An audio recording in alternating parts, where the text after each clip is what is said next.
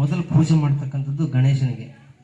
ಗಣೇಶನ ವಿಘ್ನ ವಿನಾಯಕ ಅಂತ ಕರಿತೀವಿ ನಾವು. ವಿಘ್ನ ಏನಾರು ಆಗ್ತಾ ಇತ್ತು ಅಂತ ಹೇಳಿದ್ರೆ ವಿನಾಯಕನ ಪೂಜೆ ಮಾಡಿದ್ರೆ ಅದು ವಿಘ್ನ ಆಗೋದಿಲ್ಲ ಅಂತ.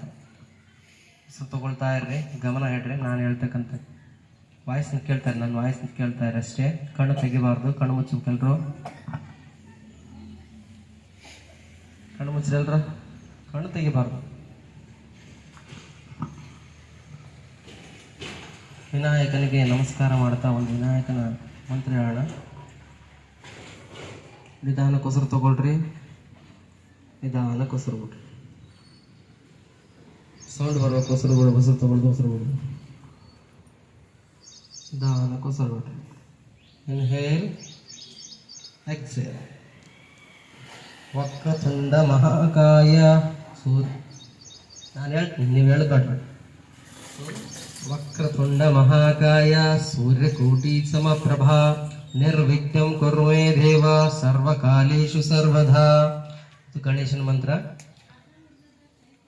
ಯಾರು ಇಟ್ಕೊಳ್ಬೇಕು? ಓಂ ಸೂರ್ಯಚಂದ್ರಾಯ ಮಂಗಳಾಯ ಬುಧಾಯ ಚ ವರಶುಕ್ರಶನಿಶ್ಯ ರಾಹುವೇ ಕೇತುವೇ ನಮಃ. ನಾವಿರ್ತಕ್ಕಂಥ ಭೂಮಿಗೆ ಪ್ರತಿಯೊಂದನ್ನು ಕೊಡ್ತಕ್ಕಂಥ ಗ್ರಹಗಳು, ಸೂರ್ಯ, ಎಲ್ಲರಿಗೂ ನಮಸ್ಕಾರ. ಅದಾದ ನಂತರ ಗುರುಗಳಿಗೆ ಓಂ